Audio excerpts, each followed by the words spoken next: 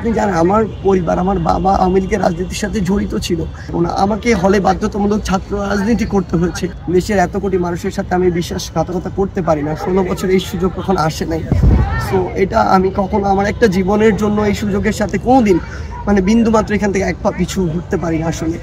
এবং খুবই খারাপ লাগতো। এটা সত্যি যে আপনি জানেন আমার পরিবার, আমার বাবা আওয়ামী লীগের রাজনীতির সাথে জড়িত ছিল।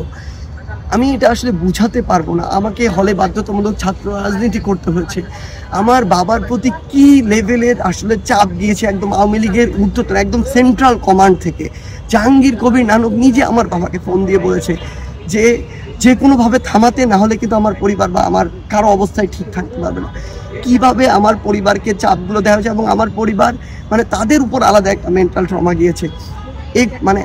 যারা আসলে একটা নিউট্রাল জায়গা ছিল, যারা এই ফ্যাসিস্ট সরকার একদম মন থেকে চাইতো না, তাদের একটা জায়গা একরকম। আর যাদের ধরেন আমার জায়গা যদি বলে, আমার বাবা যেহেতু আওয়ামী লীগের রাজনীতির সাথে জড়িত ছিল, আমাদেরকে কিন্তু আগে ওই যে একটা বৃহৎ জায়গা এটা আছে, ওইখান থেকে বের হয়ে নিউট্রাল জায়গায় আসতে হয়েছে। এখান থেকে বের হয়ে বিরোধিতার জায়গায় যেতে হয়েছে। আমাদেরকে কিন্তু কয়েকটা স্টেপ পার করতে হয়েছে। এই জায়গাগুলো আমাদের জন্য আরো অনেক বেশি টাফ ছিল, যেটা একজন সাধারণ যা নিউট্রাল তার জন্য এতটা টাফ ছিল না।